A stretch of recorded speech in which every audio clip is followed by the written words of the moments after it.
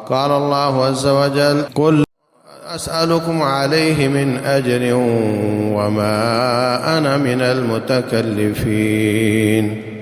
اللہ تبارک و تعالی نے رسول اللہ صلی اللہ علیہ وسلم کو ہمارے لیے ہر لحاظ سے رہنمائی، ہدایت اور رشد کا سرچشمہ بنا کر بھیجا۔ ان کی زندگی نہایت سادگی سے تعبیر ہے۔ اللہ تعالیٰ فرماتے ہیں کہ اے نبی علیہ الصلوۃ والسلام، آپ ہماری طرف سے جو کچھ ملتا ہے وہ لوگوں کو پہنچا دیں۔ کئی لوگ ایسے سوال کرتے جو آپ کے پاس اس کا جواب نہ ہوتا، آپ خاموشی اختیار کر لیتے۔ عام طالب علم کو اگر کوئی ایسا سوال کیا جائے جس کا اس کے پاس جواب نہ ہو تو بسا اوقات وہ ادھر ادھر سے اندازہ لگا کر بتانے کی کوشش کرے گا، اور نہیں تو یہی کہہ دے گا بھی اس میں اختلاف ہے۔ طالب علم تو طالب علم ہے، کوئی پاس بیٹھا عام آدمی شروع ہو جاتا ہے بتانا، پوچھا اس سے کیا ہے بتانا، وہ شروع کر دیتا ہے۔ لیکن رسول اللہ صلی اللہ علیہ وسلم کو پوچھا جاتا ہے، آپ خاموشی اختیار کرتے ہیں۔ پھر قرآن میں آیت آتی ہے وَيَسْأَلُونَكَ، آپ سے پوچھتے ہیں، ان کو یہ جواب دو۔ تکلف نہیں فرماتے۔ تو فرمایا میں آپ سے اپنی دعوت کا کوئی اجر نہیں مانگتا اور میں تکلف کرنے والوں میں سے نہیں ہوں۔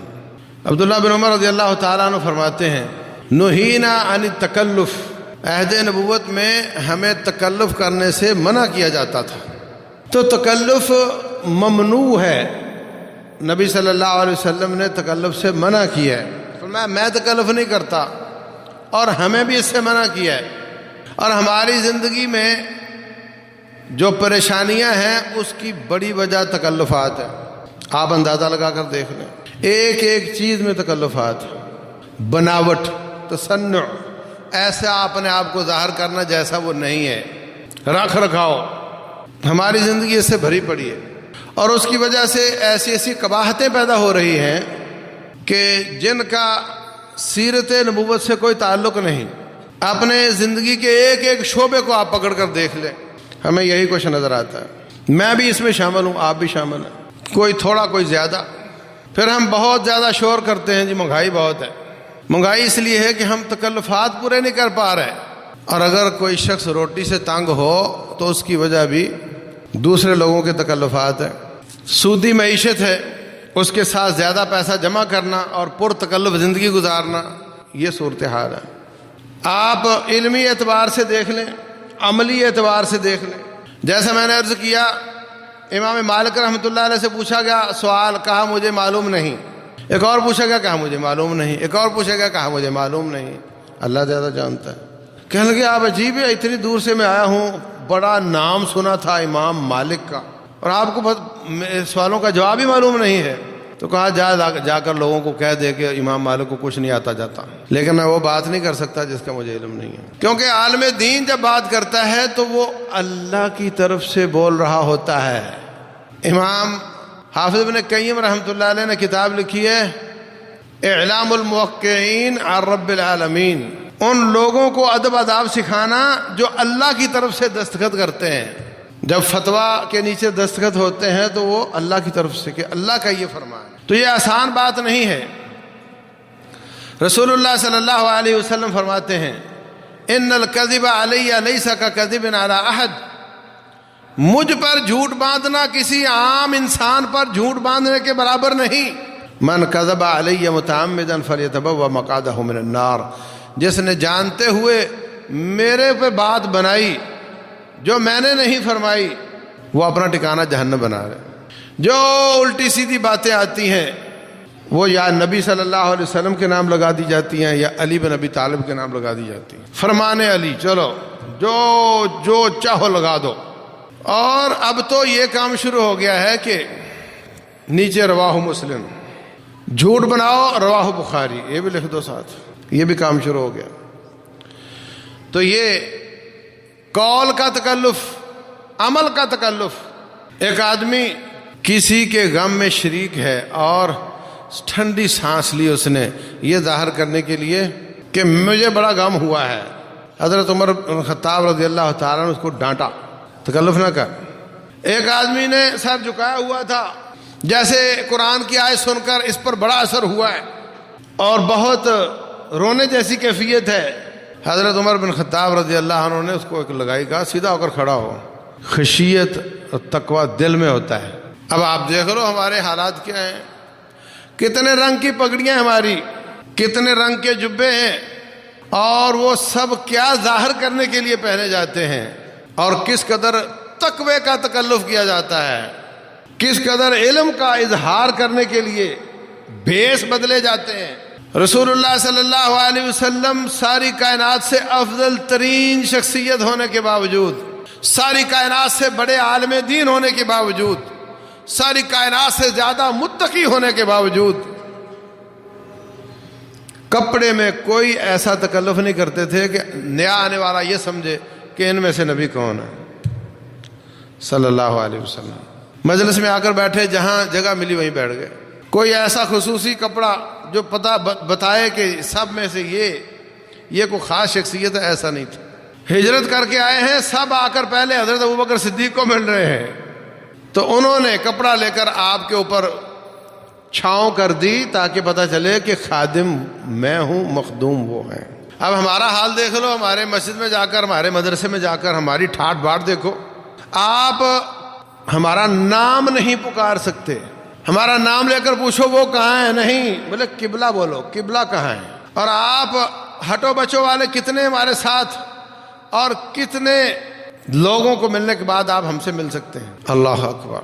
اور رسول اللہ صلی اللہ علیہ وسلم کتنے ہوتے تھے آپ کے آگے پیچھے ہٹو بچوں والے، کتنے ہوتے تھے آپ کے لیے نعرے لگانے والے، آپ کے مختلف القاب پکارنے والے۔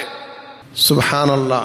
بخاری شریف میں آتا ہے، مدینہ میں ایک دفعہ کوئی کھٹکا ہوا، مدینہ سے باہر سے کوئی آواز آئی، سب کے کان ادھر لگ گئے، سب بھاگے، اپنی تلوار پکڑی، کسی نے گھوڑے کو زین لگائی اور ایک میدان میں جمع ہو گئے کہ ابھی حکم ملے گا، لگتا ہے کہ کوئی حملہ ہوا ہے مدینے پر۔ ریڈی ہو گئے، ریڈ الرٹ ہو گئے۔ صبح کا وقت تھا، اب اندھیرے سے ایک سواری آتی ہوئی نظر آئی، سب کی نظریں ادھر جمی ہوئی ہیں کہ یہ آدمی باہر سے آئے، یہ بتائے گا باہر کیا حالات ہیں۔ جب قریب آئے تو رسول اللہ صلی اللہ علیہ وسلم تھے، ابو طلحہ کے گھوڑے کی ننگی پشت پر سوار، کوئی زین نہیں، کوئی رکاب نہیں، تلوار ہاتھ میں، پورے مدینے کا چکر لگا کر آئے۔ کہا لم تراؤ لم تراؤ، خوف کی خطرے کی کوئی بات نہیں، میں نے سارا علاقہ سرچ کر لیا۔ اللہ اکبر۔ کھانے میں کوئی تکلف نہیں، کھانے میں کوئی تکلف نہیں۔ سبحان اللہ۔ عائشہ صدیقہ رضی اللہ عنہا اور دوسری بیویاں فرماتی ہیں 3 چاند ہم دیکھ لیتی تھیں۔ کیسے؟ مثلا محرم کا 28-29 کا چاند، سفر پورا، اور ربیع الاول کے پہلے دنوں کا چاند، 3 مہینوں کے چاند ہو گئے، مگر بیچ میں مہینہ ایک ہی بنتا ہے۔ کہا 3 چاند ہم دیکھ لیتی تھیں اور ہمارے کسی گھر میں آگ نہیں جلتی تھی۔ پھر ہم آپ کیا کھاتی تھی؟ کہا کھجور کھا کر پانی پی لیتی تھی، کھجور کھا کر پانی پی لیتی تھی۔ اچھا، یہ ان دنوں کی بات ہے جب تنگی تھی، جب تنگی تھی، اس وقت آپ کا بے تکلف ہونا، آپ کی سادگی، وہ کسی حد تک جبری تھی، کسی حد تک جبری تھی۔ جبری کا مطلب کہ تھا ہی نہیں تو کیا تکلف کرتے، تھا ہی نہیں تو کیا تکلف کرتے۔ لیکن جو آخری سال تھے، جب علاقے فتح ہو گئے تھے، جب بنو نذیر کے باغات آپ کی ملکیت میں آ گئے تھے، جب خیبر سے بڑی بڑی فصلیں آ جاتی تھیں، اس وقت آپ ایک بیوی کو، ابو داؤد کی روایت ہے، مجھے یاد نہیں، 180 من سالانہ یا اس سے زیادہ ایک ایک بیوی کو دیتے تھے۔ کتنا کھا لے گی، بچے تو تھے نہیں۔ اگر ایک دن میں 1 کلو کھجور بھی کھائے تو 9 من بنتی، سال کی ملتی تھی 180 من۔ صدقہ ہی کرتی چلی جاتی تھی، صدقہ ہی کرتی چلی جاتی تھی، صدقہ ہی کرتی چلی جاتی تھی، حتیٰ کہ کھانے کے لیے کچھ نہیں ہوتا تھا، اور روزے چلتے تھے، اور پانی اور کھجور چلتی تھی۔ وہ پہلا فقر اجباری کسی حد تک تھا، اب یہ والا فقر جو ہے یہ اختیاری ہے۔ پہلی سادگی کسی حد تک نہ ہونے کی وجہ سے تھی، اور یہ سادگی خود اختیار کی ہے رسول اللہ صلی اللہ علیہ وسلم۔ جب سب کو جو غلام اور لونڈیاں دے رہے ہیں، اور اپنی بیوی کو کہا، اپنی بچی کو کہا کہ آپ سبحان اللہ الحمدللہ اللہ اکبر پڑھ لیا کرو، یہ کیا ہے؟ یہ اختیاری سادگی ہے، یہ جان بوجھ کر سادگی ہے، ہونے کے باوجود سادگی ہے۔ اللہ اکبر۔ تو کھانے پینے میں کوئی تکلف نہیں ملا تو نہیں کھایا، ایک دن نہیں ملا نہیں کھایا، 2 دن ملا نہیں کھایا۔ آپ کا کیا خیال ہے؟ ایک دن آپ نہ کھاؤ تو پتھر باندھو گے پیٹ پر؟ ہاں، 2 دن نہ ملے تو پھر بھی پتھر باندھنے کی نوبت نہیں ہے۔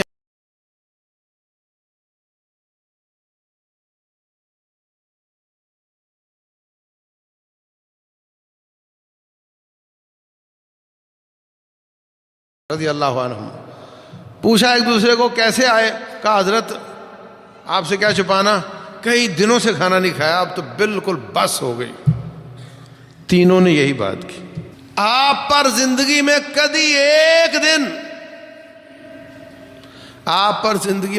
ایک دن ایسا آیا ہو کہ آپ کے پاس کھانے کے لیے کچھ نہ ہو؟ بتاؤ مجھے۔ ہر طرح کے لوگ بیٹھے ہیں، کوئی ایک آدمی کھڑا ہو کر کہے کہ مجھ پہ زندگی میں ایک دن آیا ہے کہ گھر میں کھانے کے لیے کچھ نہیں تھا اور میں نے اور بچوں نے کچھ نہیں کھایا؟ پھر بھی کہتے مہنگائی بڑی ہے، پریشان بہت ہے، حالات بڑے خراب ہیں۔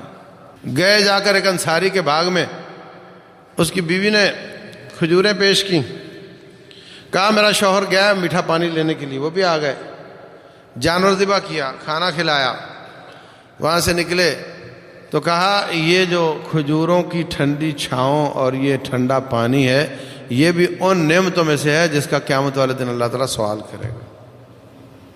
ثم لتسألن یومئذ عن النعیم، پھر اس دن تمہیں نعمتوں کا سوال کیا جائے گا۔ یہ جو چھاؤں ہے جس میں ہم سر چھپاتے ہیں، اور یہ جو ٹھنڈا پانی برف والا فریج والا نہیں تھا، گھڑے کا ٹھنڈا پانی تھا، کہا یہ بھی ان نعمتوں میں سے ہے جس کا اللہ تعالیٰ قیامت والے دن سوال کرے گا۔ نہ جانے ہمارا کیا بنے گا۔ قارون کو پتا چل جائے، فرعون کو پتا چل جائے کہ آج کے لوگوں کے پاس کتنی مشینری ہے اور کیسے یہ ہواؤں میں اڑتے ہیں، پاگل ہو جائے۔ رب بنا پھرتا تھا، خزانوں کا مالک ہے، مگر یہ سہولتیں اس کے پاس نہیں تھی جو آپ کے پاس ہیں۔ مغل بادشاہوں کے پاس یہ سہولت نہیں تھی کہ آپ فریج میں برف جماؤ اور پانی ٹھنڈا کر کے پی لو۔ ان کے پاس یہ سہولت نہیں تھی کہ آپ 120 کلومیٹر کی رفتار سے سفر کر سکو۔ اللہ تعالیٰ نے بہت دیا ہے، بہت کچھ ہے ہمارے پاس، مگر جو شخص اوپر دیکھتا ہے وہ کبھی سیر نہیں ہو سکتا، جو نیچے دیکھتا ہے وہ سیر ہو سکتا ہے۔ فرمایا انظروا الی من هو اسفل منکم، نیچے دیکھا کرو، وَلَا تَنظُرُوا إِلَىٰ مَنْ هُوَ فَوْقَكُمْ، معیشت کے حساب سے اوپر والے کو مت دیکھا کرو۔ هُوَ أَجْدَرُ أَلَّا تَزْدَرُوا نِعْمَةَ اللَّهِ عَلَيْكُمْ، اس سے تم اللہ تعالیٰ کی نعمتوں کی ناشکری اور ناقدری نہیں کرو گے۔ ابراہیم علیہ السلام گئے اپنی بیٹے کی زیارت کے لیے، اللہ اکبر، کہا بیٹی کہاں گیا اسماعیل؟ کہا جی وہ باہر گئے ہوئے ہیں۔ بیٹے حالات کیسے جا رہے ہیں؟ آپ سے پوچھا جائے کیسے جا رہے ہیں، کیا بولو گے؟ ذرا اپنے آپ سے پوچھو کہ مجھ سے کو پوچھے حالات کیسے جا رہے ہیں تو میں کیا جواب دوں گا؟ کہنے لگی حالات کیا جانے، شکار آتا ہے، آ گیا نہ آ گیا تو پھر فاقہ چلتا ہے۔ کہنے لگے ٹھیک ہے، اس کو میرا سلام کہنا اور کہنا کہ ایک بزرگ آیا تھا، وہ کہتا تھا تیری گھر کی دہلیز ٹھیک نہیں، اس کو چینج کرو۔ وہ آئے، کہا ایسے ایسے بزرگ آئے تھے، یہ کہہ گئے، کہا تجھے طلاق دلوا گئے ہیں، تو نے کیا بات کی تھی؟ کہا یہ بات کی تھی، کہا ناشکری والا کلمہ کہا تھا۔ ہم تو سارے طلاق کے لائق ہیں، حالت تو دیکھو اپنی، اتنا کچھ ہے ہمارے پاس، پھر کہتے ہیں نہیں، بنتا ہی کچھ نہیں، حالات ہی بڑے۔ دوسری شادی کی، پھر ایک دن آئے حضرت ابراہیم علیہ السلام، کہا کہاں ہے جی؟ گھر میں نہیں۔ اچھا تو حالات کیسے جا رہے ہیں؟ حالات وہی تھے جو پہلے تھے۔ تو کہنے لگی لوگ کھاتے ہیں روٹیاں، لوگ کھاتے ہیں سبزیاں، ہم کھاتے ہیں گوشت۔ اس سے اچھے حالات ہمارے کیا ہوں گے؟ ملتا اس کو بھی کبھی کبھی تھا تو کہنے لگے اس کو میرا سلام کہنا اور کہنا تیری دہلیز بہت اچھی ہے۔ نہ شکری رب کو پسند نہیں میرے عزیز بھائیوں، نہ شکری کا کلمہ کفر ہے، جہنم میں لے جاتا ہے، اعوذ باللہ۔ ما یفعل اللہ بعذابکم، تمہیں میں نے عذاب دے کر کیا کرنا ہے؟ ان شکرتم وآمنتم، اگر تم شکر گزاریاں کرتے رہے، اگر تم شکر گزاری کرو تو میں نے تمہیں سزا دے کر کیا کرنا ہے؟ اس کا مطلب جہنم وجہ ہی ناشکری کی وجہ سے ہے۔ فرمایا میں نے جہنم کو بھی دیکھی، جنت بھی دیکھی، اور جہنم میں عورتیں زیادہ تھیں۔ میں نے پوچھا، کس نے پوچھا وجہ؟ کہا تکفرن العشیر، اس لیے کہ شوہر کی ناشکری کرتی ہیں۔ پھر وضاحت فرمائی، فرمایا کہ ساری زندگی اس کے مطالبے پورے کرتے رہو، ایک بات نہ مانو تو کہتی تیرے گھر میں نے خیر دیکھی نہیں، اس وجہ سے جہنم میں زیادہ ہوں گی۔ ہمارے تو مردوں کا بھی یہی حال ہے، ہمارے تو مردوں کا بھی یہی حال ہے۔ زبان پر جملہ کوئی آسان بات نہیں ہے، اللہ تعالیٰ پکڑ کر لے تو بہت دور لے جاتا ہے۔ جو ہم ہر وقت بولتے ہیں، ہر وقت بولتے ہیں، حالات بڑے خراب ہیں، بنتا کچھ نہیں، کاروبار خراب ہے، حکومت خراب ہے، تکفرن العشیر و تکثرن اللعن، تم شوہروں کی ناشکری کرتی اور لان تان بہت کرتی ہو، تجھ پہ کروڑ لانت، تجھ پہ لاکھ لانت، تجھ پہ اتنی لانت، اور مرد کرے گا تو اس کا بھی یہی حال ہوگا، الیاذ باللہ۔ اللہ اکبر۔ گھر میں کبھی کچھ ملتا ہے کبھی نہیں ملتا، مہینہ مہینہ آگ نہیں جلتی، پرواہ نہیں ہے، کوئی کبھی کسی ہماری ماں نے زبان پر ناشکری کا جملہ نہیں بولنا، اللہ کا شکر ادا کیا۔ جاؤ پوری کائنات میں کوئی ایک انسان اٹھ کر کہے کہ میری پریشانی نبی صلی اللہ علیہ وسلم اور ان کے گھر والوں سے زیادہ ہے، کوئی ایک انسان کہے کہ میں نے بھوک کی وجہ سے پیر پر پتھر باندھے۔ ایک عورت آ کر کہتی ہے حضرت آپ مجھ سے شادی کر لیں، بخاری شریف کی حدیث ہے۔ آپ نے خاموشی اختیار کی، پھر اس نے کہا، آپ نے پھر خاموشی اختیار کی، پھر اس نے کہا، آپ نے پھر خاموشی اختیار کی۔ پاس ایک بیٹھا صحابی کہتا حضرت آپ کا ارادہ نہیں تو میری شادی ایسے کر دیں۔ فرمایا تیرے پاس اس کو دینے کے لیے کیا ہے؟ کہا ایک دھوتی ہے میری کل جائیداد، قمیص بھی نہیں تھا، آدھی کاٹ کر دے دیتا ہوں، آدھی جائیداد دے دیتا ہوں۔ فرمایا اور نہ تیرے کام کی نہ اس کے کام کی، جا دیکھ کوئی لوہے کی انگوٹھی مل جائے۔ نہیں ملی، مایوس ہو کر جا رہا تھا۔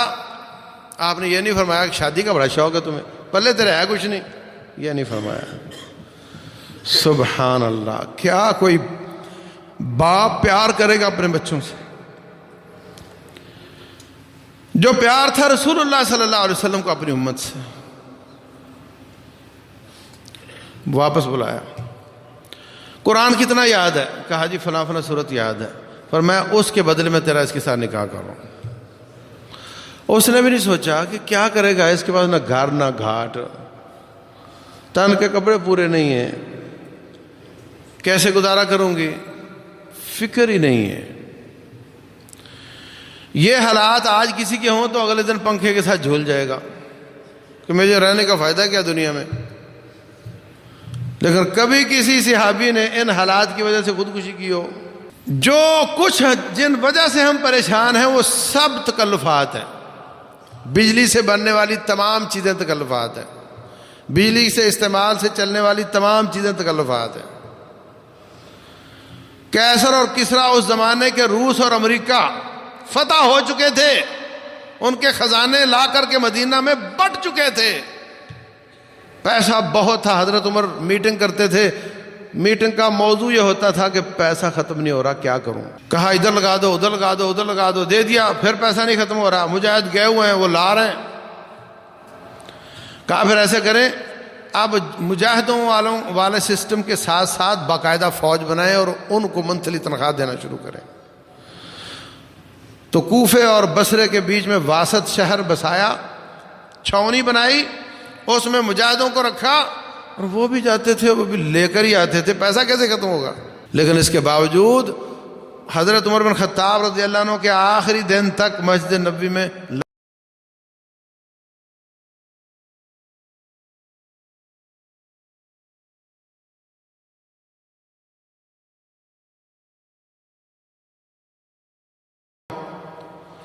اور بارش ہو تو ٹپکتی ہو اور کیچڑ میں سجدہ کرنا پڑتا ہو اور چراغ بھی نہ ہو، پنکھا بھی نہ ہو، اس مسجد میں نماز پڑھو گے؟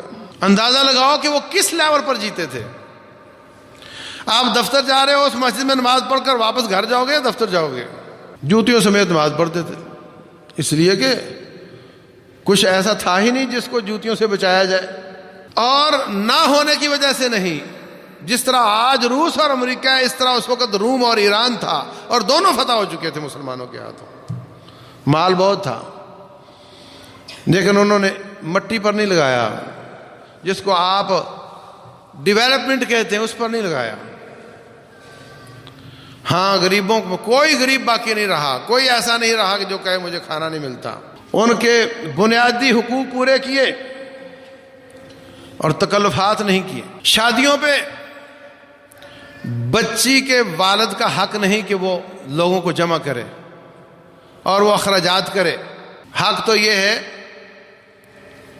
کہ جو پیسے والے کام سارے لڑکا والا کرتا ہے اسلام میں،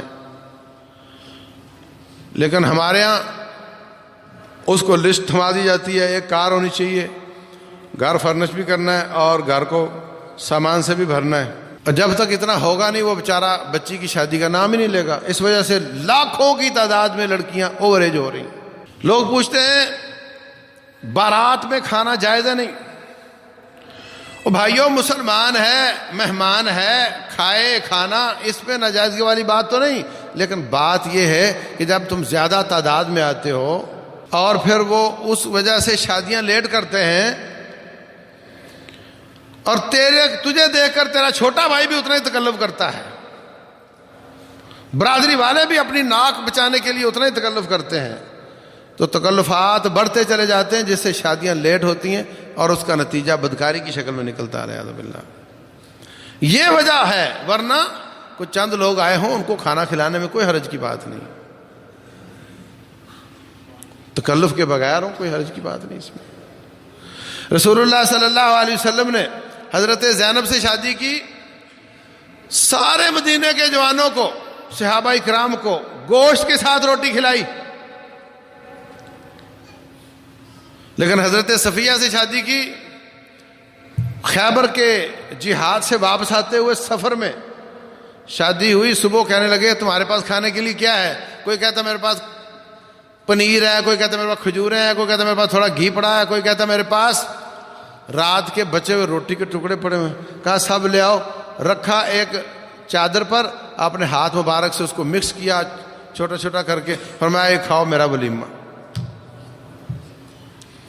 یہ میرا ولیمہ ہے۔ تو زیادہ لوگوں کو کھلا دیا، نہیں ہے تو ٹھیک ہے، تکلف کوئی نہیں، کسی قسم کا تکلف نہیں۔ مہر کی رقم اپنی طاقت کے مطابق ہو، 10 تولے لکھ دو اور اگلے دن معافی مانگنے لگ جاؤ، مرد بنے پھرتے ہو، یہ تکلف ہے۔ اور 32 روپے لکھ دو، یہ بھی بے وقوفی اور تکلف ہے۔ اتنا لکھو جتنا دے سکتے ہو۔ ولیمے پہ سادہ رکھو مگر زیادہ لوگوں کو کھلاؤ جتنی آپ کی طاقت ہے، قرض اٹھا کر تکلفات کر کے نہیں، جو آپ کی طاقت ہے کر لو۔ مکان بنانا ہے، تکلفات سے بچو۔ یہ ٹھیک ہے مضبوط گھر ہونا چاہیے تاکہ بار بار اس میں پانی ٹپکتا ہے، مسائل ہوتے ہیں، لیکن بہت اعلیٰ فینسی قسم کی دیواریں ہونی چاہیے اور ٹائلیں ہونی چاہیے اور اس پر پھول بوٹے لٹک رہے ہونے چاہیے، اور اس طرح کا پتھر وہ ترکی سے آنا چاہیے، فرانس سے آنا چاہیے۔ یہ سب تکلفات ہیں، بچو۔ رسول اللہ صلی اللہ علیہ وسلم فرماتے ہیں مسلمان جہاں بھی پیسہ لگاتا ہے، جہاں بھی لگاتا ہے، اللہ کی نافرمانی نہ ہو، جائز کاموں میں، اللہ اس کو اس کا اجر دیتا ہے، حتیٰ کہ بیوی بچوں کو روٹی کھلاتا ہے تو اس کا بھی اس کو اجر ملتا ہے۔ لیکن جو پیسہ مٹی میں لگا دیتا ہے، مکان سازی پر لگاتا ہے، اس کا اس کو کوئی اجر نہیں ملتا، اور ہم سب سے زیادہ لگاتے ہیں اس میں۔ اور پھر رونا روتے ہیں، کیا حالات بڑے خراب ہیں۔ وقت نہیں ملتا، ٹائم نہیں ملتا، مصروف بڑے ہیں، حالات بڑے خراب ہیں۔ یاد رکھو یہ دو جملے، حالات بڑے خراب ہیں، بنتا کچھ نہیں، اور یہ جملہ کہ ٹائم نہیں ملتا، یہ دونوں اللہ تعالیٰ کی سزائیں ہیں۔ جو یہ دو جملے بولتا ہے اس کو رب نے سزا دی ہوئی ہے، اللہ ماشاء اللہ، یہ اللہ تعالیٰ کی سزائیں ہیں۔ دو حدیثیں آپ کو سناتا ہوں۔ رسول اللہ صلی اللہ علیہ وسلم فرماتے ہیں من کانت الدنیا ہمہ، جس نے دنیا کو اپنا مقصد حیات بنا لیا، اللہ تبارک و تعالیٰ اس کو دو سزائیں دیتا ہے۔ شتت اللہ علیہ امرہ، اس کے معاملات بخیر دیتا ہے، اس کی ضرورتیں بکھری ہوئی ہیں۔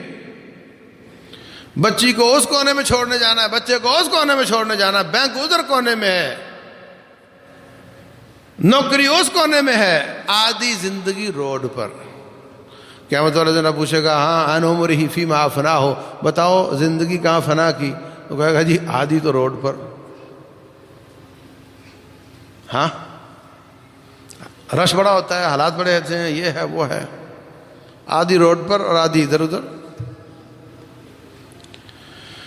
فرمایا اللہ تعالیٰ اس کے معاملات بخیر دیتا ہے، اس کو مصروفیت کی سزا دیتا ہے، مصروفیت کا عذاب دیتا ہے۔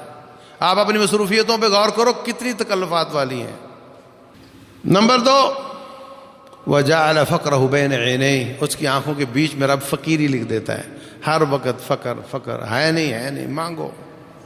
کروڑ پتی بھی ہے تو مانگ رہا ہے اور مانگ رہا ہے، اوپر دیکھتا ہے یہ بھی ہو جائے، وہ بھی مل جائے، وہ بھی مل جائے۔ فرمایا معاملات اللہ بخیر دیتا ہے اور آنکھوں کے بیچ میں فقیری لکھ دیتا ہے۔ وہ یہ دو جملے بولتا ہے، وقت نہیں ملتا، بنتا کچھ نہیں، حالات بڑے خراب ہیں۔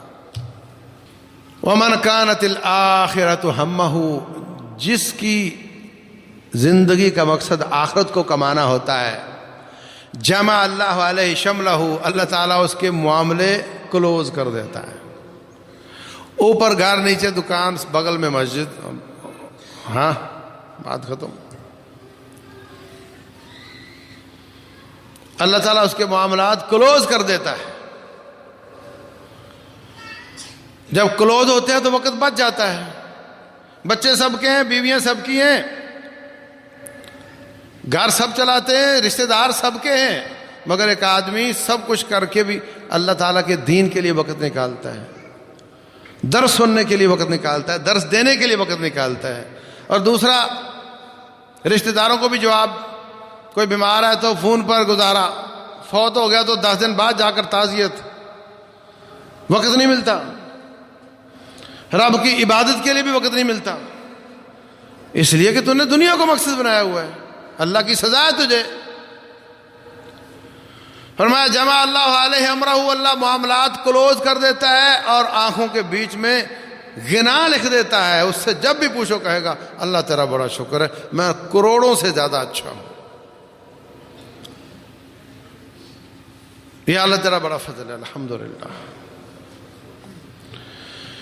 دوسری حدیث رسول اللہ صلی اللہ علیہ وسلم فرماتے ہیں، اللہ کا فرمان ہے، حدیث قدسی ہے، فرمایا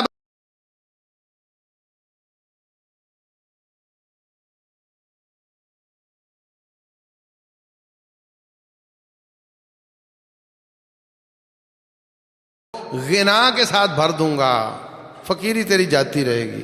ہم سمجھتے ہیں کہ جتنی دیر دکان پہ گزاری اس میں پیسہ آئے گا، جتنی دیر مسجد میں گزاری اتنا پیسہ کم ہو جائے گا۔ اللہ فرماتے ہیں نہیں، جتنا تو وقت عبادت کے لیے نکالے گا تیرا ہاتھ میں غنا کے ساتھ بھر دوں گا۔ تفرغ لعبادتی املا یدک غنا، میں تیرے ہاتھ کو غنا سے بھر دوں گا، واسد فقرک، تیری فقیری دور کر دوں گا۔ وَإِن لَمْ تَفْعَلْ، اگر تو نے ایسا نہ کیا، میرا وقت کاروبار کو دیا، میرا وقت کسی اور کام کو دیا، تو سن پھر میں املا یدک شغلا، میں تیرے ہاتھوں کو مصروفیت کے ساتھ بھر دوں گا، مصروفیت کی سزا دوں گا، ولا اسد فقرک، تیری فقیری نہیں جائے گی، تیری بھوک نہیں جائے گی۔ پھر تیرا جملہ یہی ہوگا وقت نہیں ملتا اور بچتا کچھ نہیں۔ تو بھائیو بچپن سے یہ دو جملے سنتے آ رہے ہیں ہم، جتنی حکومتیں گزری ہیں سب میں یہ جملہ ہم سنتے آ رہے ہیں، مہنگائی بہت ہو گئی، بنتا کچھ نہیں، حالات بڑے خراب ہیں۔ ایسا ہے یا نہیں؟ جن لوگوں نے حالات خراب کیے اللہ ان کو ہدایت دے، جن لوگوں کی سستی یا کوتاہی کی وجہ سے مہنگائی بڑھ رہی ہے اللہ ان کو ہدایت دے۔ میں یہ دیکھوں کہ میں کیا کر رہا ہوں، میں کیا کر سکتا ہوں۔ مجھے چاہیے کہ تکلفات سے نکلیں، سادگی کی طرف آ جائیں، آدھے مسائل تو اس سے حل ہو جائیں گے۔ اور نمبر 2، اللہ کا شکر کرنا سیکھیں، شکایت کرنا بند کریں، رب ذوالجلال کا شکر کرنا سیکھیں۔ اللہ فرماتے ہیں لَئِن شَكَرْتُمْ لَأَزِيدَنَّكُمْ، شکر کرو گے تو ہم تمہیں اور دیں گے۔ وَلَئِن كَفَرْتُمْ، اگر ناشکری کی إِنَّ عَذَابِي لَشَدِيدٌ، میرا عذاب بڑا شدید ہے۔ اپنے رب کی طرف رجوع کریں، توبہ کریں، اس کا شکر کرنا سیکھیں، اللہ اور دے گا۔ یہ ہمارے کرنے کے کام ہیں، اور جو حکمرانوں کے کرنے کے کام ہیں اللہ ان کو اس کی توفیق دے۔ اللہ تعالی ہمارے حالات درست فرمائے، لیکن چیخنے سے حالات ٹھیک نہیں ہوتے، ہمیں توبہ کرنی ہوگی، ہمیں اللہ تعالیٰ کا شکر ادا کرنا ہوگا، ہمیں شکوہ شکایت اپنی زبان سے دور کرنا ہوگا، تو اللہ تعالیٰ خوش ہوگا۔ رسول اللہ صلی اللہ علیہ وسلم کے زمانے میں مہنگائی بڑھ گئی، لوگوں نے کہا آپ قیمتیں فکس کر دیں، غلط سعر فی عہد رسول اللہ صلی اللہ علیہ وسلم۔ آپ نے فرمایا میں چاہتا ہوں میں قیامت والے دن اللہ کو ملوں تو کوئی شخص مجھے یہ کہنے والا نہ ہو کہ میں نے ان سے اپنا بدلہ لینا ہے۔ اگر میں نے فکس کر دی تو کسی نہ کسی پر زیادتی ہو جائے گی اور مجھے قیامت والے دن پکڑے گا۔ ان اللہ هو المسعر القابض الباسط، قیمتیں فکس رب کرتا ہے، وہی معیشت کو کھولنے والا ہے، وہی معیشت کو تنگ کرنے والا ہے۔ تو جب وہ ہے تو پھر ہمیں اس طرف رجوع کرنا چاہیے۔ جب یہ سارے کام کرنے والا وہ ہے تو ادھر رجوع کرنا چاہیے، اس سے اپنا معاملہ صاف کرنا چاہیے، اس کی شکر گزاری کرنی چاہیے اور اس کی طرف رجوع اور توبہ کرنی چاہیے۔ جب گناہ کم ہو گئے، ہم اللہ کے پیارے ہو گئے، اللہ ہماری تکلیف کبھی بھی برداشت نہیں کرتا۔ رب ذوالجلال تو بڑا ہی پیار کرتا ہے، اللہ ہمارے سارے مسائل حل کر دے گا۔ اللہ تبارک و تعالیٰ جو میں نے عرض کیا سمجھنے اور عمل کرنے کی توفیق دے۔ وما علینا الا